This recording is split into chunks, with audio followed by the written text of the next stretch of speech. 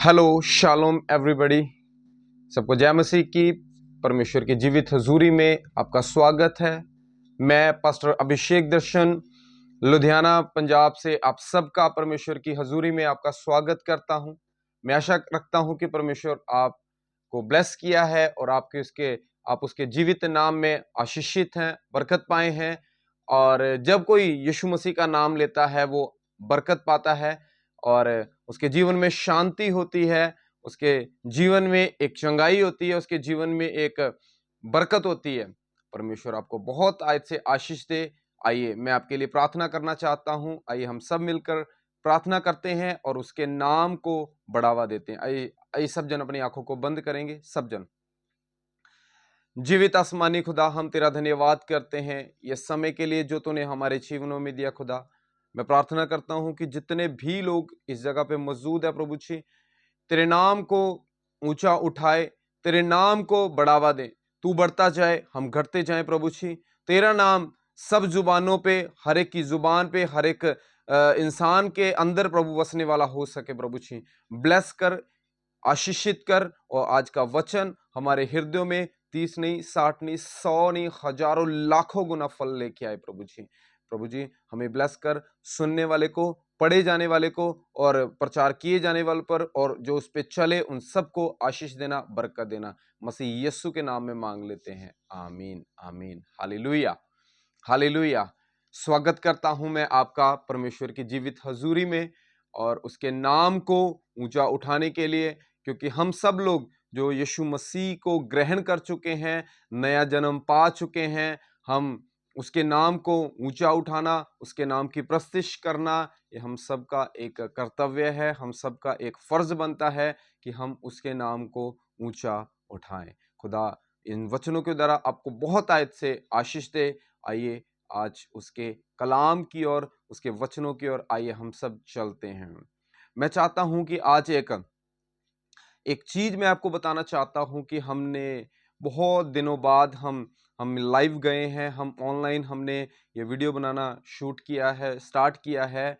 और खुदा मेरे से एक दिन मैं प्रेयर कर रहा था और बात की और परमेश्वर मेरे से बात कर रहा था और उसने मेरे को ऑनलाइन और लाइव जाने के लिए उसने मुझे इनकरेज किया, उसने मुझे इंसिस्ट किया कि मैं आप सबके बीच में ये वचन को बता सकूं, ये खुदा के कलाम को आपको सुना सकूं।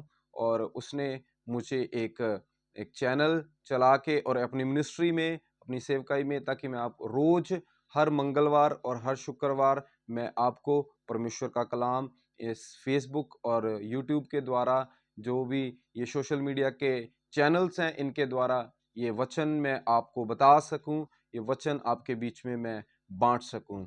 और ये मैं आपको बताना चाहता हूं ये बात कि हम सब ने एक एक प्रोग्राम का नाम हमने प्रोग्राम स्टार्ट किया है जिसका नाम है यीशुआ एक नई आशा। मतलब यीशु मसीह हमारी एक आशा है, एक नई आशा है।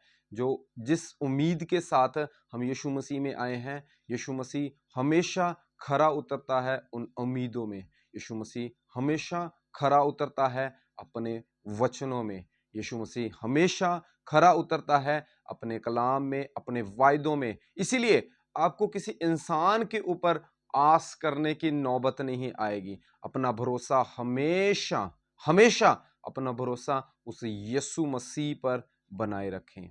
खुदा आपको ब्लेस करे, आशीषित करे। आइए मैं आपको आज कुछ बातें बताना चाहता हूं कि वो जो हमारा यीशु मसीह है वो एक नई आशा है।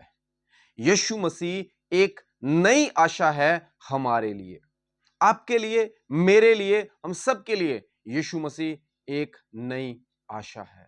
सब सब जन इस बात को बड़े गौर से सुनिए। यीशु मसीह हमारे लिए एक नई आशा है। जब सारी आशाएं खत्म हो जाती हैं मेरे प्रियो, जब निराशा ही निराशा हमें चारों तरफ देखने को मिलती है, हम कोई काम करते हैं, कोई बिजनेस करते हैं, अपनी लाइफ में कोई चीज हम करते हैं, तो अक्सर हम निराश हो जाते हैं। पर बाइबल बताती है कि अपना भरोसा खुदा पर, यीशु मसीह पर रखें, क्योंकि वही एक वफादार और भरोसे के योग्य परमेश्वर है। इसलिए हम सब डरे ना, शर्माए नहीं, बल्कि उसके नाम के लिए हम खड़े रहें, अपना भरोसा हमेशा उस पे दिखाएं। इंसान पे कभी भरोसा ना दिखाएं, मनुष्य पर कभी भरोसा ना दिखाएं, अपने यार दोस्त, रिश्तेदार, अपने भाई बहन, किसी पे भी भरोसा ना दिखाएं, परंतु अपना भरोसा सिर्फ और सिर्फ यीशु मसीह पर दिखाएं। हालेलुया। मैं चाहता हूं कि आप सब लोग इस बात को, इस वचन को बड़े ध्यान से, बड़े गौर से सुने। यीशु मसीह एक नई आशा, यीशुआ एक नई आशा। मैं फिर से दोहराना चाहता हूं, यीशु मसीह एक नई आशा। मेरे प्रियो, मैं आपको आज बताना चाहता हूं कि यीशु मसीह हमारे लिए एक नई आशा क्यों है। एक नई आशा इसीलिए है क्योंकि जब जब जब हमारे जीवन में निराशा होती है, जैसे मैंने आपको पहले बताया कि निराशाओं के समय में वही हमारा खुदा एक आशा का स्रोत जो हमारे लिए है वही है। इसलिए अपना भरोसा, अपनी आशा उसी पे बनाए रखें। यहां पर कुछ बातें हैं जो आशा को दोहराती हैं, आशा के बारे में बताती हैं। जैसे कि मैं आपको बताना चाहता हूं कि जब आशा रखनी है, हमें किन बातों पे आशा रखनी है। आशा हमें यीशु मसीह पर आशा उस वक्त रखनी है जब हम अपनी करंट सिचुएशन पर हैं, जब हम एक एक जो हमारे जीवन में चल रहा है, चाहे वो निराशा हो सकती है। निराशा किन बातों के लिए? निराशा हो सकती है बीमारी को लेकर, निराशा हो सकती है हमारा किसी हमें कर्जा दिया है, कर्जे वाले तंग कर रहे हैं, तब हम निराश हैं। निराशा हो सकती है कि हम किसी चीज से दुखी हैं, हो सकता है हम अपने रिश्तों से दुखी हैं, हो सकता है हम नशे से दुखी हैं, हो सकता है हम किसी इंसान से दुखी हैं, अपनी परिस्थितियों से दुखी हैं, हो सकता है किसी को जॉब नहीं मिल रही, वो इसीलिए दुखी है, हो सकता है कोई बहन के बेबी की ब्लेसिंग नहीं है, इसीलिए हो सकता है कि वो जो है वो आशा उसको ज़रूरत है और वो निराशा में है। इसलिए इन सब चीज़ों के लिए हमें एक आशा जो है अपने जीवन में वो उत्पन्न करने की ज़रूरत है। हालेलुया! इसलिए मैं चाहता हूँ कि हम सब लोग ये चीज़ देखें कि हमें आशा की ज़रूरत है। मैं आप हमेशा ये बोलें कि मेरा भरोसा खुदा तुझ पे है। चाहे कुछ भी हो जाए, मैं अपना आशा, अपना भरोसा तुझ पे ही दिखाऊँगा। हालेलुया! मैं हमेशा अपना भरोसा तुझ पे दिखाऊंगा। तू चंगा करे या ना करे, तू मेरा खुदा है। तू मुझे जॉब दे या ना दे, तू मेरा खुदा है। तू मुझे कैसा भी रखे, तू मेरा खुदा है। इसीलिए हम सब लोग जो हैं वो अपना भरोसा हमेशा उस खुदा पे, अपना भरोसा हमेशा उस परमेश्वर पर बनाए रखें, क्योंकि हमारा जो भरोसा है हमेशा उस खुदा पे, उस परमेश्वर पर है। सब बोलो हालेलुया। और मैं चाहता हूं कि आप इस चीज को सुने और देखें। बाइबल में ऐसी बहुत सारी चीज हैं जिसमें जिसमें बहुत सारे ऐसे चरित्र हैं जिन्होंने अपनी सिचुएशन पर अपना भरोसा उस खुदा पे दिखाया। उसने किसी इंसान पे नहीं दिखाया, अपना भरोसा हमेशा खुदा पे दिखाया। इसलिए मैं चाहता हूं कि आप भी अपना भरोसा हमेशा हमेशा खुदा पर दिखाएं, किसी इंसान के ऊपर ना दिखाएं, क्योंकि इंसान आज आपका आपका भरोसा जीत लेता है, परंतु वो तोड़ने में भी समय नहीं लगाता, इसलिए भरोसा तोड़ देता है। और अगर आप पूरे तरीके से इंसान पर भरोसा रखते हैं, वो भरोसा आपका तोड़ सकता है, परंतु हमारा परमेश्वर कभी भी भरोसा नहीं तोड़ता। हालेलुया। जैसे कि हम पढ़ते हैं कि अब्राहम के बारे में, हम एक बाइबल में एक चरित्र है, बाइबल में एक करैक्टर है जो विश्वासियों का पिता कहलाया जाता है। और जैसे कि हम सब जानते हैं कि परमेश्वर ने उसको, जब वो 100 साल का हो गया था, और उसकी पत्नी जिसका नाम सारा है, उसका नाम अब्राहम है, उसकी पत्नी का नाम सारा है, और जब वो दोनों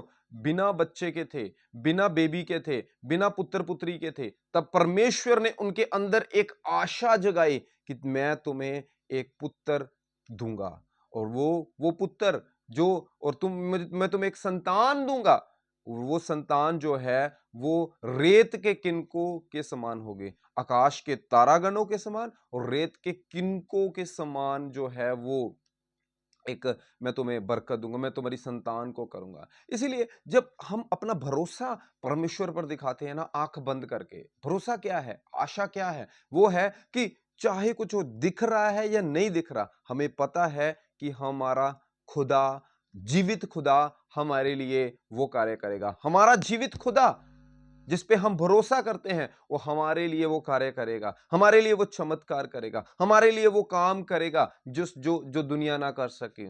चाहे 10 साल हो गए हैं, चाहे 15 साल हो गए, 20 साल, 25 साल हो गए हैं, फिर भी अगर आपके जीवन में वो काम नहीं हुआ, तो भरोसा करिए कि आज वो यीशु मसीह के नाम में वो काम होके रहेगा। यीशु मसीह के नाम में आज वो कार्य होके रहेगा जो इतने सालों से नहीं है। पर क्या करने की जरूरत है? अपनी आशा जो है वो यीशु मसीह पर रखने की जरूरत है। अपनी आशा, अपना भरोसा जो है वो यीशु मसीह पर रखने की जरूरत है, जैसे अब्राहम ने रखा। आइए हम वचन में से पढ़ेंगे। मैं चाहता हूं कि आप रोमियो की पत्री उसका 4 अध्याय उसकी 13 आयत हम पढ़ेंगे।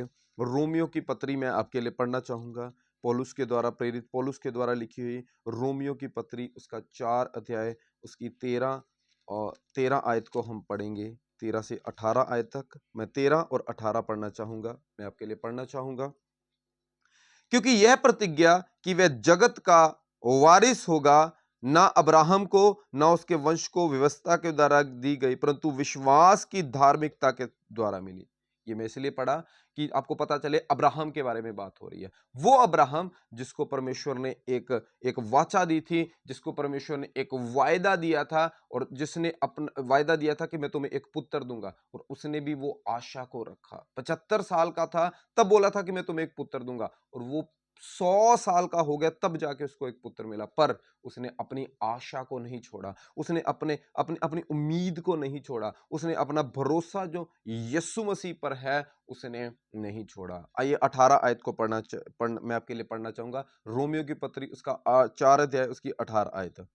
उसने निराशा में भी, यानी कि अब्राहम ने निराशा में भी आशा रखकर विश्वास किया, इसीलिए इसीलिए कि उस वचन के अनुसार कि तेरा वंश ऐसा होगा, वह बहुत सी जातियों का पिता हो।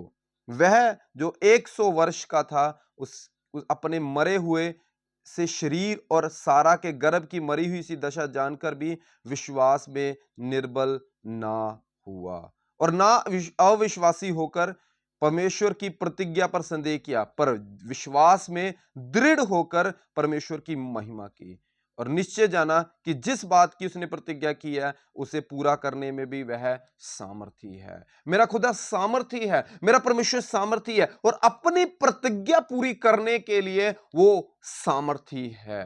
Hallelujah, hallelujah. वो अपनी प्रतिज्ञा करने में पूरा सामर्थी है। इसीलिए मैं चाहता हूं कि आप भी जो जो वचन सुन रहे हैं ना, सब लोग इस बात के लिए गौर कीजिए कि आप भी उस अब्राहम के जैसे अपनी अपना भरोसा, जैसे यहां पर लिखा है कि उसने निश्चय जाना कि जिस बात की परमेश्वर ने उसे प्रतिज्ञा दी है वैसे पूरा करने में भी सामर्थी है। शायद इंसान कभी प्रतिज्ञा करने में सामर्थी ना हो, शायद इंसान कभी अपना वायदा पूरा करने के लिए जो है वो खरा ना उतरे, पर परमेश्वर अपने वायदे को पूरा करने में सामर्थी है। हालेलुया। उसने कहा जमीन आसमान टल जाएंगे पर मेरे कहे हुए वचन कभी भी नहीं टलेंगे। मेरे प्रियो, आज आप ये वचन सुन रहे हैं, तो इस वचन को ध्यान से सुनिएगा, ध्यान से इसको अपने सुनना ही नहीं, इसके ऊपर चलना भी, इसकी आज्ञाओं को मानना भी है कि जो प्रतिज्ञा मेरे खुदा ने, मेरे यीशु मसीह ने, मेरे परमेश्वर ने मेरे लिए की है,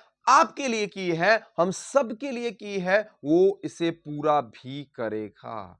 हालेलुया। वो इसे पूरा भी करेगा। जैसे अब्राहम ने परमेश्वर से जो वाचा ली थी, जो वायदा लिया था, उसे उसने पूरा होते हुए भी विश्वास के द्वारा, आशा के द्वारा जो है वो उसे पूरा होता हुआ भी देखा। इसीलिए मैं ये चाहता हूं कि आप भी जो है इस वाचा को पूरा होता हुआ अपने जीवन में देखें। हो सकता है आप निराश हैं, आपके जीवन में बहुत सारे कार्य हैं ऐसे जो नहीं हो पा रहे, बहुत से कार्य ऐसे हैं जो नहीं हो पा रहे। आप बीमारी में हैं, चर्च जा रहे हैं, बड़ी देर से चर्च जा रहे हैं, पर फिर भी जो है वो आप निराशा में हैं, दुष्ट आत्मा में हैं, निराशा में हैं, परेशानियों में हैं, दुखों में हैं। पर एक बात याद रखना कि हमारा खुदा, हमारा परमेश्वर प्रतिज्ञाओं को पूरा करने में सामर्थी परमेश्वर है। हमारा परमेश्वर प्रतिज्ञाओं को पूरा करने में सामर्थी परमेश्वर है। उसने अब्राहम को प्रतिज्ञा दी थी कि मैं तुम्हें एक पुत्र दूंगा, और वो पुत्र किनको के समान, उसकी संतान किनको के समान, कौन से, रेत के किनको के समान, और तारागण, कौन से तारागण, आकाश के तारागणों के, आकाश के तारागणों के समान मैं तेरी संतान को करूंगा। और वो परमेश्वर ने उसका वायदा जो है अपने जीवन में जो है वो अब्राहम के जीवन में वो पूरा भी किया। और दूसरा चरित्र एक और है, वो जो हम देखेंगे वो है यूसुफ। यूसुफ जो है वो ये अब्राहम का ही आगे पोता, उसके आगे पुत्र, आगे उसकी संतान से ही हुआ, जिसका नाम यूसुफ था। और वो यूसुफ जो था उसने भी एक आशा को जो है अपने परमेश्वर पर रखा, एक आशा को अपने खुदा के ऊपर एक अपनी आशा को रखा। मेरे प्रियो, मैं आपको बताना चाहता हूं, जब हम अपनी आशा खुदा पर रखते हैं ना, इंसान पर रखते हैं तो टूट जाती है, पर जब परमेश्वर पर रखते हैं वो कभी नहीं टूटती है। इस यूसुफ के साथ बहुत बुरा हुआ। ये खुदा का डर मानने वाला था, पाप से दूर, व्यभिचार से दूर, और परमेश्वर का डर और खौफ मानने वाला एक इंसान था। एक खुदा का डर मानने वाला, खुदा का दास था और परमेश्वर का दास था, और जिसने खुदा का डर अपने जीवन में रखा। और उसके भाइयों ने, उसके बड़े भाई थे जो, उन्होंने उसके साथ बहुत बुरा किया। उन्होंने क्या किया कि उसको पहले गड्ढे में जो है वो डाल दिया कि ये बाहर ना आ सके, फिर उसको मारना चाहा, फिर उसको बाद उसको बेच दिया गया। जो बेच दिया गया, इंसानों ने कोशिश की कि वो जो है वो मर जाए। इंसानों ने कोशिश की थी कि ये गरीबी में रहे, ये परेशानी में रहे, गरीबी में रहे, पर फिर भी वो उस देश का प्रधानमंत्री बन गया। परमेश्वर जब उसके साथ था तब वो उस देश का जो है वो प्रधानमंत्री बन गया। मैं एक वचन आपके लिए पढ़ना चाहूंगा, पूरी स्टोरी नहीं सुनाऊंगा, पर एक वचन जो है मैं आपके लिए पढ़ना चाहता हूं। वो वचन आप बड़े ध्यान से सुनिएगा, बड़े ध्यान से आप उसको गौर कीजिएगा। उत्पत्ति की किताब उसका 50 अध्याय उसकी 20 आयत को हम पढ़ेंगे। उत्पत्ति की किताब उसका 50 अध्याय उसकी 20 आयत को बड़े ध्यान से आपने सुनना है। उत्पत्ति की किताब, मैं फिर दोहराना चाहता हूँ, उत्पत्ति की किताब the book of Genesis chapter 50 verse 20 अब पढ़ेंगे। मैं आपके लिए पढ़ना चाहता हूँ। यद्यपि तुम लोगों ने, ये यूसुफ ने उनसे कहा, 19 आयत से पढ़ेंगे। यूसुफ ने उनसे कहा, मत डरो, क्या मैं परमेश्वर की जगह पर हूं? यदि तुम लोगों ने मेरे लिए बुराई का विचार किया था, परंतु मेरे परमेश्वर ने उसी बात में भलाई का विचार किया, जिससे वह ऐसा करे जैसा आज के दिन प्रकट है, वे बहुत से लोगों के प्राण बचे हैं। मतलब तुम लोगों ने, वो बोल रहा अपने भाइयों को बोल रहा कि तुम लोगों ने मुझे मारना चाहा, पर मेरी आशा मेरे खुदा पर थी, मेरा भरोसा मेरे खुदा पर था, मेरा विश्वास जो है मेरे खुदा पर था। तुम लोगों ने तो मुझे मारना चाहा, पर मेरा आशा जो है उस खुदा पर था, और उसने मुझे बचाया। आप भी अपने जीवन में कभी हो सकता है कि लोग आपको गिराना चाहे हो। जब आप कोई सामान लेते हो, आपके जीवन में कोई आशीष आती है, तो लोग हो सकता है जेलसी फील करते हो, या कुछ आप काम कर रहे हैं तो लोग जो है आपको बढ़ता हुआ नहीं देखना चाहते, वो आपको गड्ढे में गिराना चाहते हैं, वो आपको बेच देना चाहते हैं, वो आपको आपको बीमारी में देखना चाहता है, वो आपको दुखों में देखना चाहते हैं। ऐसा हो सकता है कि बहुत सारी चीजें जो हैं वो आपके जीवन में वो लोग करें, शैतान उनसे करवाए, या आपके जीवन में ऐसी चीज हो कि आप परेशान हो जाए, दुखी हो जाए। पर मैं आज आपको इन वचनों के द्वारा जो यूसुफ के जीवन में खुदा ने किया, आपको हौसला देना चाहता हूं कि यीशु मसीह हमारे लिए एक नई आशा है। जैसे खुदा, वो बोला कि तुम लोगों ने मुझे मारना चाहा, पर मेरे खुदा ने मुझे बचा दिया। आपके लिए, आपको पता होगा कि आपके लिए जो है वो लोग कौन सा गड्ढा खोदते हैं, आपको पता होगा कि लोग आपको क्यों गिराना चाहते हैं, पर फिर भी आप उनके लिए प्रेयर करो और बोलो कि तुम तो मुझे गड्ढे में गिराना चाहते हो, पर मेरा खुदा मुझे उस गड्ढे से, उस खड्डे से, उस बंधन से, उस बीमारी से बाहर निकालने की सामर्थ्य रखता है, बाहर बाहर करने की सामर्थ्य रखता है। मैं चाहे गड्ढे में गिर जाऊं, चाहे मैं बीमारी में हूं, चाहे परेशानी में हूं, चाहे दुखों में हूं, फिर भी मेरा परमेश्वर मुझे, अपना नाम लेकर बोलिए, मुझे परमेश्वर उस गड्ढे में से, उस खड्डे में से निकालने की सामर्थ रखता है। इसीलिए कभी भी डरे ना, इंसान से तो खास करके डरे ना, परमेश्वर का डर अपने जीवन में रखें। उस यूसुफ ने बोला कि तुम लोगों ने तो मुझे मारना चाहा, पर मेरा परमेश्वर ने मुझे बचा लिया, मेरे खुदा ने मुझे बचा लिया, मेरे परमेश्वर ने मुझे बचा लिया। इसीलिए जब हम निराशाओं में होते हैं ना, जब जब जब हम दुखों में होते हैं, तब एक बोलिए कि चाहे उस बीमारी को बोलिए उस परेशानी को बोलिए कि तू मुझे गिराना चाहती है, पर उस बीमारी को बोलिए और डांटिए और बोलिए कि तू मुझे गिराना चाहती है, पर फिर भी मेरा परमेश्वर मुझे इन चीजों से बाहर निकालेगा। Hallelujah, hallelujah. ये आशा, ये पहला पॉइंट था कि एक आशा जो आशा परिस्थितियों में, हमारी आशा, हम परिस्थितियों में गिर जाते हैं, उन परिस्थितियों में हमारी आशा हमारे खुदा पर है, उन परिस्थितियों में आशा हमारे परमेश्वर के ऊपर है। इसीलिए आज जो है हम अपनी आशा को खुदा के ऊपर रखेंगे। आज जब यीशु मसीह हमारे बीच में है, ये सब लोग जो थे, ये पुराने नियम की मैं बात कर रहा हूँ, अब्राहम के बारे में पुराने नियम में बात की, यूसुफ के लिए पुराने नियम में बात की, पर अब हम जो यीशु मसीह के अंदर हैं, अब हमारी आशा कहाँ है मेरे प्रियो? अब हमारी आशा यीशु मसीह के अंदर है। अब हमारी आशा किसी इंसान के ऊपर नहीं है, अब हमारी आशा यीशु मसीह के अंदर है। क्योंकि जब यीशु मसीह इस दुनिया में से क्रूस पर बलि होने के बाद वो इस जहान से जाने लगे, तो उन्होंने एक वायदा किया। उन्होंने क्या वायदा किया? मैं आज आपके लिए पढ़ना चाहूंगा। मैं चाहता हूं कि आप यूहन्ना रचित सुसमाचार उसका 14 अध्याय उसकी 1 से लेकर 3 आयत तक पढ़िए। यूहन्ना रचित सुसमाचार उसका 14 अध्याय 1 से लेकर 3 आयत तक। यूहन्ना रचित सुसमाचार उसका 14 1 से लेकर 3 आयत तक मैं आपके लिए पढ़ना चाहूंगा। आप सभी ध्यान से सुनिएगा खुदा का कलाम क्या कहता है। यूहन्ना 14 उसका 1 से लेकर 3 आयत तक सुनिए। यीशु मसीह हौसला दे रहा है, यीशु मसीह आशा दे रहा है हम सबको। अब मुझे भी दे रहा, आपको भी दे रहा, हम सबको जो यीशु मसीह का डर मानते हैं, जो दोबारा से जन्म लिए हैं, दोबारा से जन्म मतलब बपतिस्मा लिए हुए हैं, मतलब अपने पापों में मर गए हैं और यीशु मसीह में जीवित हो गए, उन सबको यीशु मसीह एक बात कह रहा है। क्या कह रहा है? सुनिए।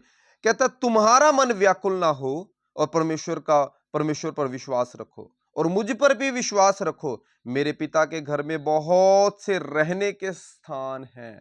मतलब यीशु मसीह उस स्वर्ग की बात कर रहा है, स्वर्गीय घर की बात कर रहा है कि तुम व्याकुल ना हो, डरना मत, परेशान मत होना, पर विश्वास रखो, विश्वास रखो और मुझ पर भी विश्वास रखो। मेरे पिता के घर में बहुत से रहने के स्थान हैं, यदि ना होते मैं तुमसे कह देता, क्योंकि मैं तुम्हारे लिए जगह तैयार करने जाता हूं, और यदि जाकर तुम्हारे लिए जगह तैयार करूं तो फिर आकर तुम्हें यहां से ले जाऊंगा, कि जहां मैं रहूं वहां तुम भी रहो। जहां मैं जाता हूं वहां पर भी तुम मार्ग जानते हो।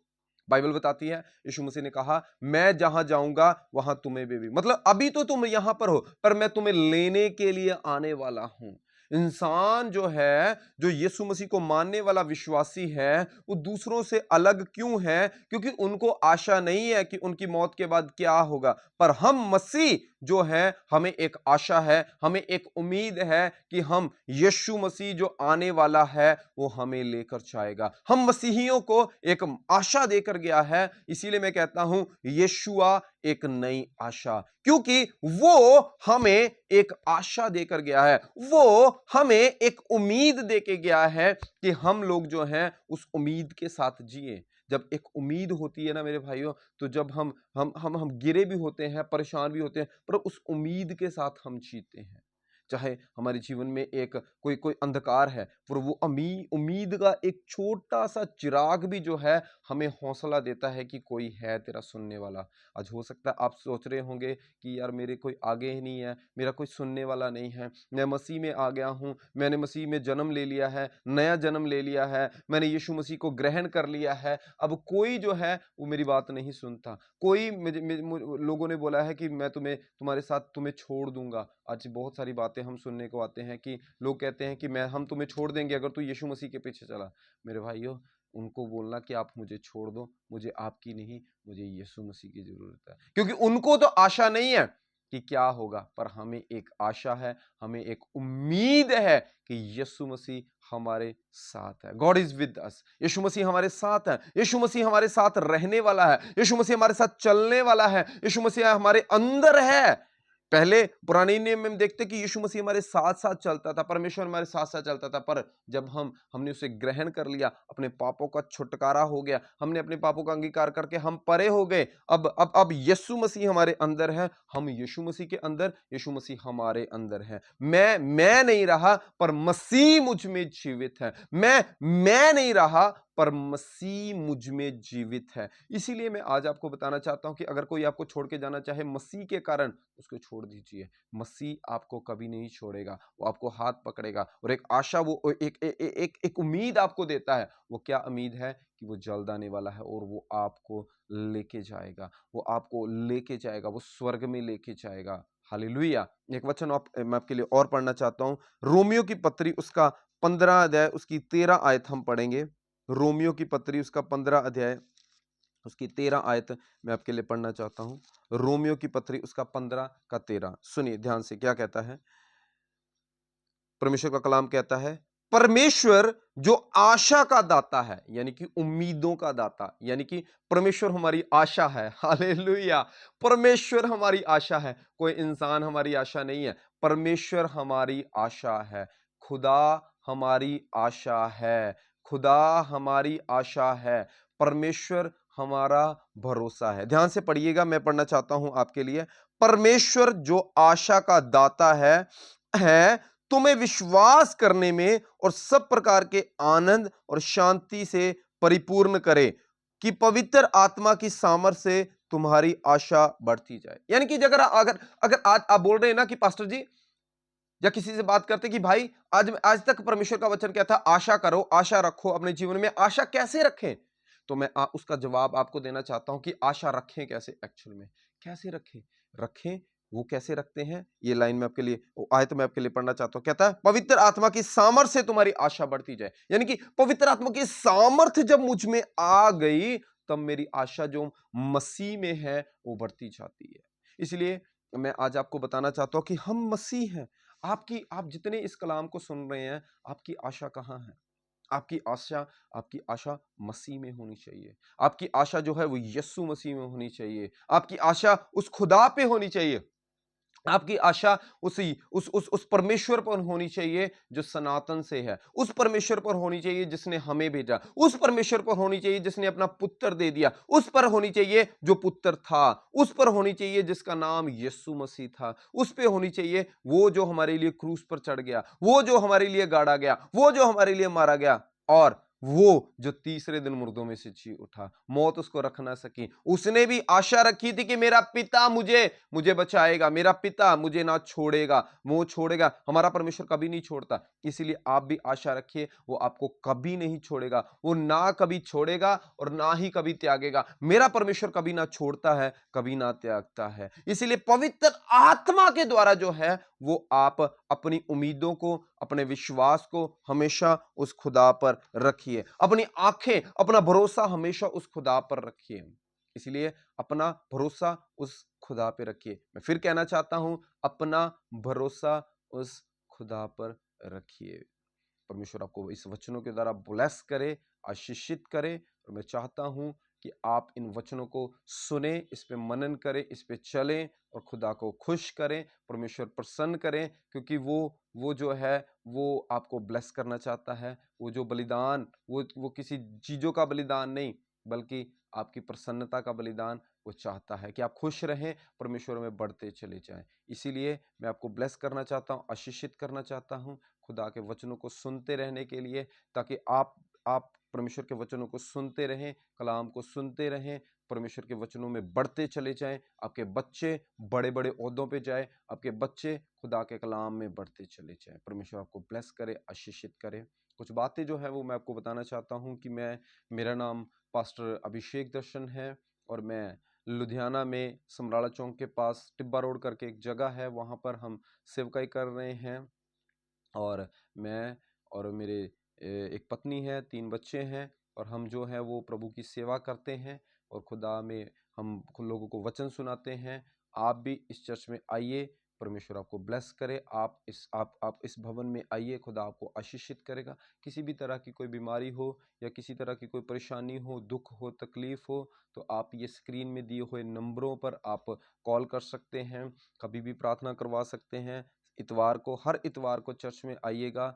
हर इतवार को प्रेयर होती है, बीमारों के लिए प्रार्थनाएं होती हैं, बड़ी बड़ी गवाहियां आती हैं कि परमेश्वर उनके जीवन में बड़े बड़े कार्य करता है। इसलिए आप भी परमेश्वर के भवन में आइए, अपनी बीमारियों से, अपनी परेशानियों से, अपने दुखों से छुटकारा पाएं। हमारे यीशु के लिए सब कुछ संभव है। वो सारी बीमारियों को, सारी परेशानियों को, सारे दुखों को दूर करने वाला खुदा है। आप भी आइए और यू आर मोस्ट वेलकम। आपका स्वागत है परमेश्वर की हजूरी में। इस संडे भी आप आइए। इस इतवार को 10 बजे चर्च लगता है। ये नीचे दिए हुए स्क्रीन वाले नंबर पर आप कॉल करिए, पूरा पता करिए, आप चर्च में आइए और प्रभु से आशीष प्राप्त करिए। God bless you. खुदा बरकत दे। और ज़्यादा से ज़्यादा खुदा का वचन फैलाने के लिए इस चैनल को सब्सक्राइब करिए, इस चैनल को शेयर करिए, ताकि बहुत लोगों तक परमेश्वर का वचन पहुंच सके। God bless you. सबको जय मसीह की। परमेश्वर के नाम में ब्लेसिंग को देखते हैं। आमीन।